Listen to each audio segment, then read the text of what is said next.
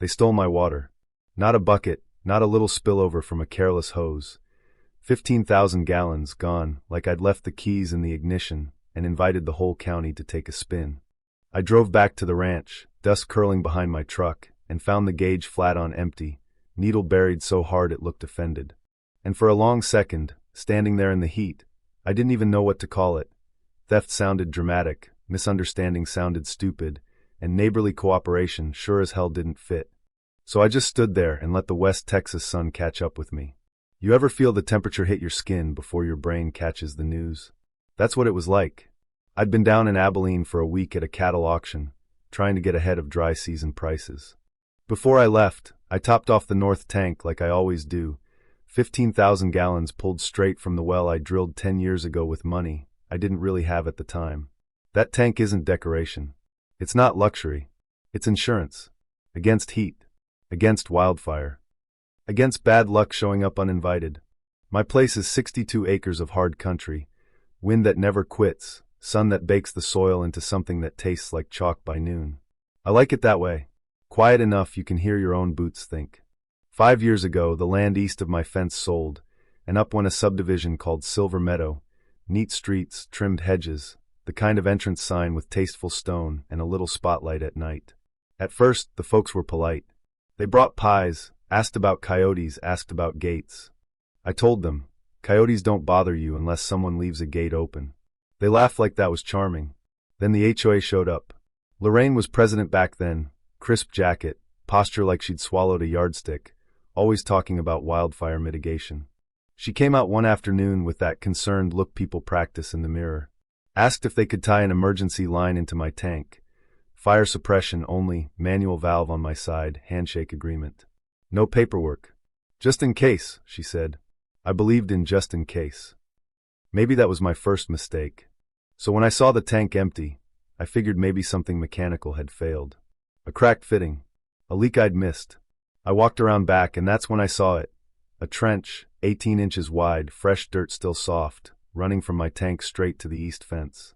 They'd cut under the fence neat as a barber's line. On the other side, white PVC ran towards Silver Meadow like a vein. This wasn't the old emergency pipe. This was new, thicker, permanent. And beyond my fence, I could see it clear as day, sprinkler heads ticking up out of their lawns, mist hanging in the air like a fine rain, flower beds blooming like it was a damn catalog shoot. They hadn't just tapped my water. They had built an irrigation system. I stood there listening to the mist tick, tiny little clicks like a polite clock. And everything inside me felt heavy. You ever have that moment where your hands know the work, your eyes see the betrayal, and your brain's still lagging behind? That was me. Coffee cooling inside the house, cattle a day away from trouble, and a whole neighborhood watering tulips on my dime. There was a letter in my mailbox. For the benefit of the Silver Meadow community, we have connected to your water supply to ensure landscaping remains compliant and maintains property values. No request. No apology. Just assumption, printed in friendly font. I laughed once, short, humorless. Property values. Meanwhile, my herd was depending on that water to make it through August. Let me back up a sec. Over the years, there'd been little things. Emails about tractor dust drifting east. Complaints about early feed deliveries. Lorraine once hinting that my fencing affected the aesthetic flow. I'd brushed it off. But standing there, looking at that trench, it stacked differently. Maybe this wasn't just about water. Maybe it was about control, about deciding what my land meant to them. I didn't storm into the subdivision. My father used to say, when someone does you wrong, make sure you're standing on solid ground before you move. So I called Caleb at the county water office, old teammate from high school ball. He pulled the records. My well was private agricultural use, drilled and registered under my name. No shared access agreements. No easements. That steadied me. I shut off the main valve feeding any external lines. Locked it with a heavy brass padlock. Posted new no trespassing signs that weren't subtle. Then I waited. Next morning, my phone lit up. Tight voice from the HOA secretary asking if I'd noticed a disruption in water flow. I said yes. She said the board had authorized the connection. If I refused to cooperate, they'd pursue legal remedies. Legal remedies. For stealing my water. By noon, an attorney called. Talked about reliance and prior understanding. Mentioned his wife's prize roses like that was evidence. But here's where it got interesting. Not everyone was hostile. A younger homeowner named Travis called later that afternoon. Sounded uneasy. They told us it was approved, he said. We thought we were partnering. Partnering. That word stuck. Somebody on that board had framed theft as cooperation. The next day, a white SUV rolled up my drive. New HOA president, Grant. Mid-40s, polo shirt with the subdivision logo, loafers that had never seen manure. He talked about investment in infrastructure. About shared community benefit. He smiled like I just needed to see the bigger picture. You built next to my ranch, I told him. Not the other way around. He said the contractor might have expedited the installation. Expedited. That's a nice word for trespassing. He warned me about injunctions. About precedent. Tone all negotiation, no apology. So I did something he didn't expect. I asked for terms. If it's community water, I said, then there should be a contract. Meter at their expense. Usage caps. Monthly payments. I named a number, $5,000 a month. Not because I'm greedy. Because they'd shown me what happens when you treat private resources like public utilities. I filed a trespass report. Took photographs. And then, yeah, that happened. I called the local news. I don't like cameras. But attention is currency, and sometimes it's the only kind that buys safety. A reporter showed up with a small crew. We walked the trench on camera. The anchor asked who, what, when. I answered plain. You don't need theatrics when there's white PVC running under your fence. By that evening, the story aired. And here's the twist I didn't see coming. Silver Meadow turned on its own board. Homeowners started asking why they'd been kept in the dark.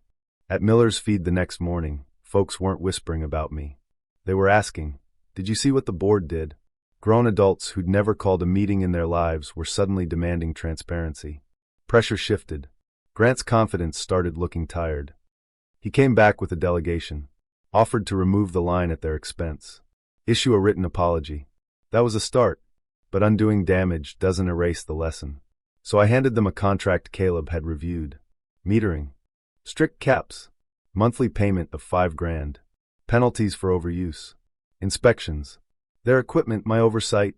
Cynthia, the secretary, flipped through it like she'd swallowed a lemon. Grant did silent math. I could see it. What this meant for dues. For their brochures promising lush, year-round landscaping.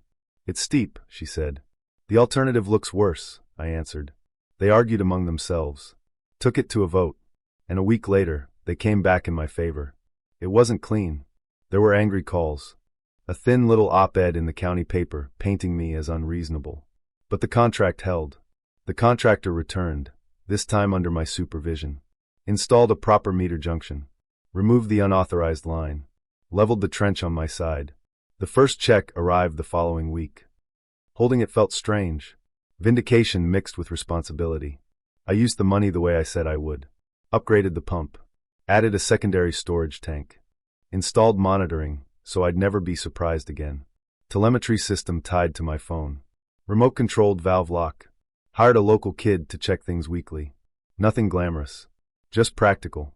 Over time, Grant and I stopped trading barbs about property values. Started talking rainfall averages. Native plants that actually survive here without pretending we live in Oregon. Not friends. Not enemies. Just two men who learned something the hard way. Sometimes I wonder if I should have cut them off completely. Let their lawns crisp.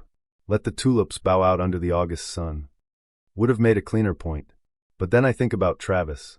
About the older woman at the feed store who looked embarrassed when she realized what had happened. Most of them weren't schemers. They wanted green grass and peace of mind. They trusted a board that overstepped. The problem wasn't the neighbors as much as the people who thought they could decide for everyone else. Here's what I learned. Boundaries don't exist because you point at a fence. They exist because you defend them. If you don't, people start believing they don't matter. So yeah, they stole my water. And now they pay for every drop. Maybe that makes me pragmatic. Maybe mercenary. You decide. But I sleep better knowing my cattle won't go thirsty. Knowing the gauge won't surprise me again. Knowing that when the wind kicks up and the air smells like heat and dust, I've got control over what keeps this place alive. So what would you have done in my boots? Shut them out and let drought teach the lesson? Or make them pay and fix what they broke? Where's the line between standing your ground and finding a way forward? If someone's ever treated your hard work like community property, I want to hear it. Drop your take below. Because out here, Justice isn't always loud, sometimes it's just a locked valve, a signed contract, and the quiet satisfaction of knowing you didn't blink first.